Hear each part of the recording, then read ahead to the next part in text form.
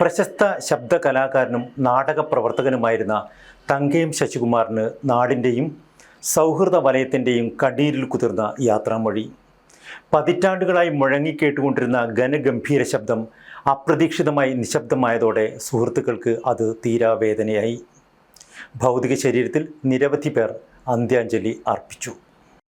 എവിടെ മനസ്സ് നിർഭയവും ശിരസുന്നതവുമായിരിക്കുന്നുവോ, എവിടെ ലോകം പ്രാദേശികത്വത്തിന്റെ സങ്കുചിത ഭിത്തികൾ കൊണ്ട് തുണ്ടുകളായി വിഭജിക്കപ്പെടുന്നില്ലയോ, എവിടെ അവിരാമമായ അധ്വാനം പൂർണ്ണതയിലേക്ക് കൈകൾ നീട്ടുന്നുവോ, എവിടെ യുക്തിബോധത്തിന്റെ തെളിനീരരുവി മൃതമായ അനുഷ്ഠാനങ്ങളിലേക്കും മരുഭൂമണലിലേക്കും വറ്റി വരണ്ടു പോകുന്നില്ലയോ, എവിടെ മനസ്സ് നിത്യവികസ്വരമായ ചിന്തകളിലേക്കും കർമ്മങ്ങളിലേക്കും നമ്മെ നയിക്കപ്പെടുന്നുവോ, സ്വാതന്ത്ര്യത്തിന്റെ ആ സ്വർഗത്തിലേക്ക് എൻ്റെ നാടൊന്നുയരണമേ. അകാലത്തിൽ വിടവാങ്ങിയ പ്രശസ്ത ശബ്ദകലാകാരനും നാടക പ്രവർത്തകനുമായ അന്തരിച്ച തങ്കയം ശശികുമാറിന് നാടിൻ്റെയും സൗഹൃദ വലയത്തിൻ്റെയും കണ്ണീരിൽ കുതിർന്ന യാത്രാമൊഴി.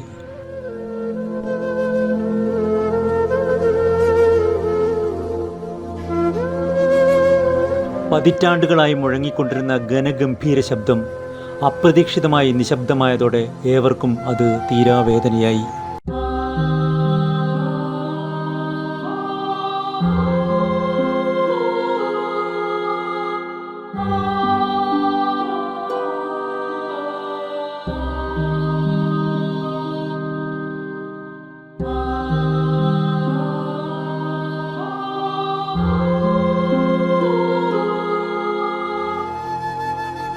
അപകടത്തിൻ്റെ രൂപത്തിലെത്തിയാണ് തങ്കയം ശശികുമാർ മരണത്തിൻ്റെ നേർത്തു നനുത്ത കരങ്ങളിലേക്ക് ശബ്ദവീചികൾ പോലെ പോയി മറഞ്ഞത്. കോക്കല്ലൂർ IH ഓഡിറ്റോറിയത്തിൽ പൊതുദർശനത്തിന് വെച്ച ഭൗതിക ശരീരത്തിൽ സാംസ്കാരിക രാഷ്ട്രീയ മേഖലയിലെ അദ്ദേഹത്തിൻ്റെ ആയിരക്കണക്കിന് സുഹൃത്തുക്കളും ശിഷ്യഗണങ്ങളുമാണ് അന്ത്യാഞ്ജലി അർപ്പിക്കാനെത്തിയത്. സൗഹൃദവും സ്നേഹവും മാത്രം ഹൃദയത്തിൽ സൂക്ഷിക്കുകയും അതുമാത്രം പങ്കുവയ്ക്കുകയും ചെയ്ത തങ്കയത്തിൻ്റെ വേർപാട് എന്നും നൊമ്പരമായി നിൽക്കും. വീട്ടിൽ പൊതുദർശനത്തിന് വെച്ചപ്പോഴും നിരവധി പേരാണ് അന്ത്യാഞ്ജലി അർപ്പിക്കാനെത്തിയത്.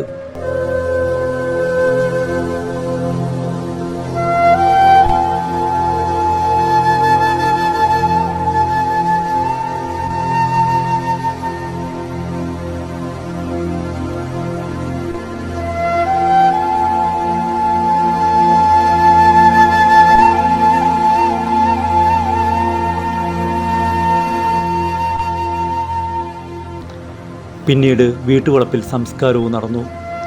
അങ്ങനെ കാതുകളിൽ ഗരിമയോടെ മുഴങ്ങിയ തങ്കയത്തിൻ്റെ നാദം അഗ്നിസ്ഫുലിംഗങ്ങളിൽ വിലയം പ്രാപിച്ചപ്പോൾ അത് കാഴ്ചക്കാരിൽ വേദനയുടെ കണ്ണീരായി മാറി.